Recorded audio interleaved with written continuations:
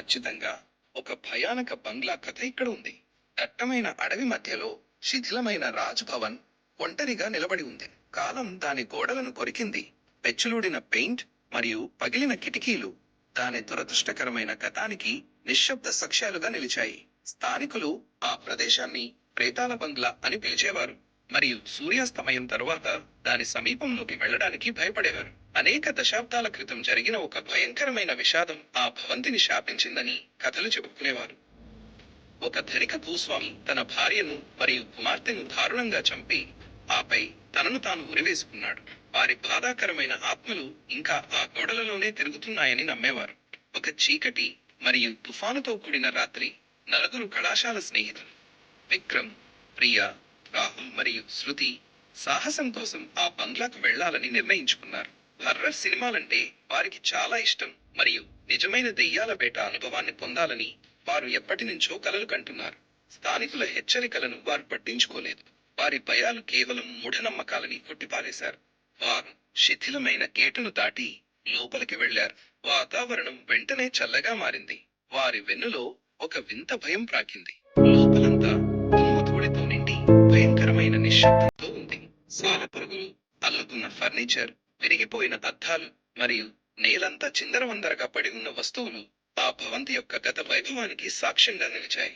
వారు టార్చ్ లైట్ల సహాయంతో ప్రతి గదిని పరిశీలించడం ప్రారంభించారు. ప్రతి అడుగులోనూ నేల చెక్కలు క్రీక్మంటూ వారి భయాన్ని మరింత పెంచాయి.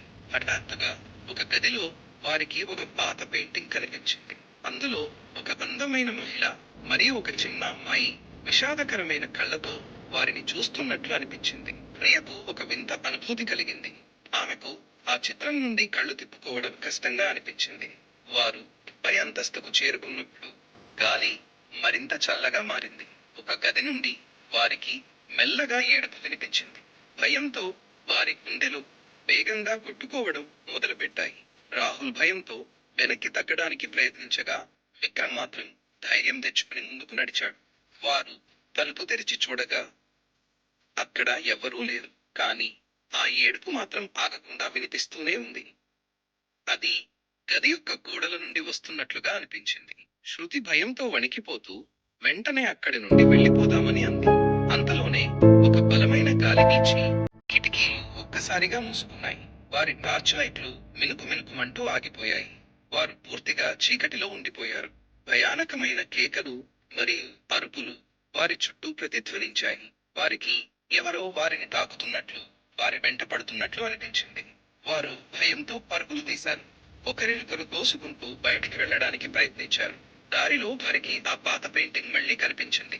కానీ ఈసారి ఆ మహిళ మరియు అమ్మాయి కళ్ళు ఎర్రగా మెరుస్తున్నాయి. ప్రియ గట్టిగా కేక వేసింది మరియు స్పృహ కోల్పోయింది. మిగిలిన ముగ్గురు ఎలాగోలా బయటపడి తమ వాహనం వైపు పరుగులు తీశారు. వారు వెనక్కి తిరిగి చూసేసరికి ఆ బంగ్లా యొక్క కిటికీలలో భయంకరమైన నీడలు కదులుతూ కనిపించాయి.